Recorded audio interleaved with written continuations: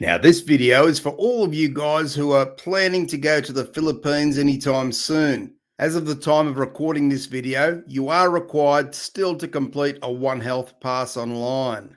Now, this is something that can be easily forgotten in all the excitement. We often talk about being fully vaccinated and doing your RT, PCR test and so on. But be sure not to forget to get your One Health Pass registered online, otherwise you won't get into the country.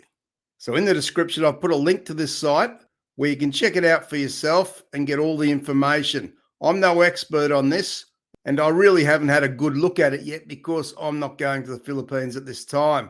And I'm hoping by the time I go to the Philippines, this won't be a requirement. But for the purposes of this video, we will go through it briefly so you can get a bit of an idea. And you'll find a link to this website in my video description.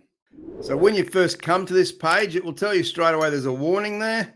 And what they're saying is international arriving passengers may no longer be required to do the facility-based quarantine, as long as the passenger is able to present a negative RT-PCR test taken within 48 hours prior to departure from the country of origin. Now, I know there's been a few concerns around this from your country, wherever you are, whether you can actually get that within 48 hours or not. I've heard that in Sydney, Australia, you can do that at the airport and it will come back very, very quickly. But I've also heard that in parts of the US that it can take anywhere from 2 to 5 days to get your RT-PCR test result back, which would be a problem if going to the Philippines and they require it within that 48-hour window. Number 2 is to be fully vaccinated, and you must have the following proofs of vaccination against COVID-19, recognized existing IATF regulations. It says A, World Health Organization international certificates of vaccination and prophylaxis, or B, VaxCert PH, or a national state digital certificate of foreign government which has accepted VaxCert PH under reciprocal arrangements otherwise permitted by the IATF. Now, which countries currently have reciprocal arrangements for this? Now, those countries that the Philippines has a reciprocal acceptance of the vaccine certificate are as follows. Now, I've got this courtesy of Jennifer Terry's site, and Jennifer's site is very good for keeping you up to date on all this travel information with the constant changes and so on. She specializes this on YouTube. That's all she talks about is travel to the Philippines, and lately especially around all these changes. So be sure to check her channel out. I will put a link in the description below.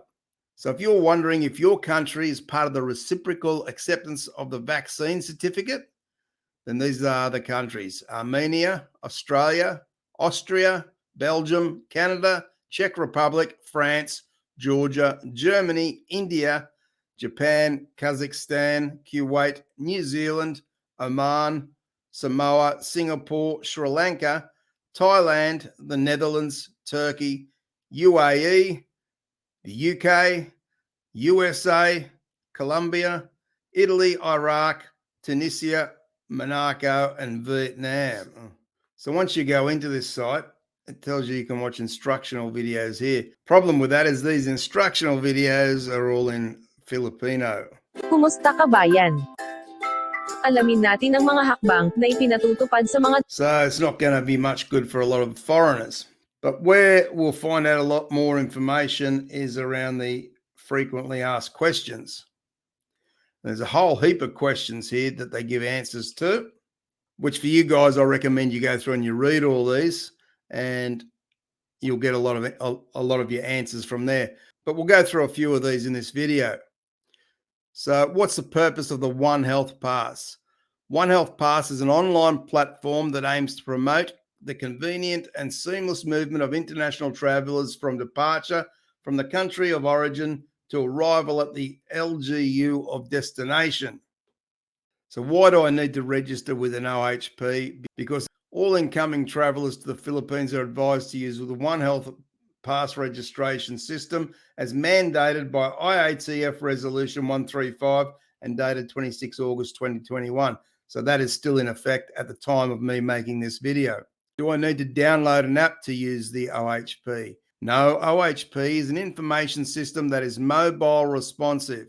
and a web-based online platform. To use the OHP, all you need is a smartphone or tablet or laptop or a personal computer.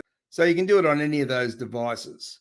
You can open the OHP using a mobile or computer internet browser. Can I register a few days before the flight? So before you travel to the Philippines? Yes, you may register ahead of time so that OSS can already be informed of your arrival. But you may only register with the one registration platform of OSS, must only be registered, submitted the day before or on the day of your flight. Can I submit my EHDC immediately upon registration? The EHDC of BOQ must only be registered or submitted the day before or on the day of your flight. What do I need after I register? Upon your registration with the one registration platform, you'll receive a display message and an email containing your transaction number. You'll need this transaction number upon registration or submission of EHDC. Upon successfully registration of EHDC, you'll receive your OHP or personal QR code in a display message and in your email, which is required for the whole process of your quarantine and testing requirement imposed of all arriving international travellers in the Philippines due to the current COVID-19 pandemic. So basically saying when you register, you're going to get a QR code, which you're going to need. How do I get my OHP personal QR code? You will get your OHP personal QR code after successfully submitting your EHDC. As we said, you'll get a message display upon successfully submitting your EHDC. You may take a screenshot or print this to ensure you have a copy of this QR code. It tells you here if you've made a mistake during your submission that you can go in and edit your details. When do I need to present my OHP personal QR code?